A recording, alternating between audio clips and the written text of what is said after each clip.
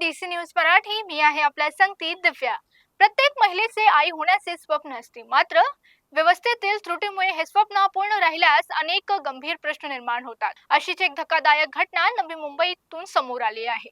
ऐरोली महानगरपालिका रुग्णालयातील कथित हलगर्जीपणामुळे 8 महिन्यांची गर्भवती महिलेचा मृत्यू झाला असून आणखीन एक गर्भवती महिला प्रकृती गंभीर असल्याची माहिती समोर आली.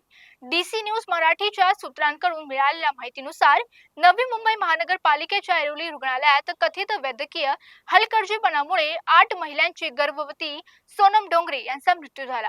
तर रुणा मिश्रा या अन्य गर्भवती महिलेची प्रकृती गंभीर असल्याची समोर आली आहे माहिती.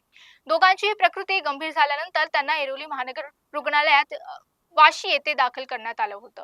इंजेक्शनच्या दुष्परिणामामुळे ही गंभीर परिस्थिती निर्माण झाल्याचे आरोप त्यांनी केले. या संपूर्ण प्रकरणाची निष्पक्ष आणि सखोल चौकशी करण्याची मागणी होत आहे. नवी मुंबईकरांच्या आरोग्याशी कोणतीही तडजोड सहन केली जाणार नाही. या प्रकरणात न्याय मिळालाच पाहिजे, अन्यथा मनसे आरोग्य विभागाच्या अधिकाऱ्यांशी कार्यकाळ एकाही काच ठेचवून ठेवेल, अशी इशारा मनसे नेता गजानन काळे यांनी दिला आहे. तर पाहूया पुढे काय होतं या प्रकरणात. थांबूया तेच पाहत राहा डीसी न्यूज मराठी.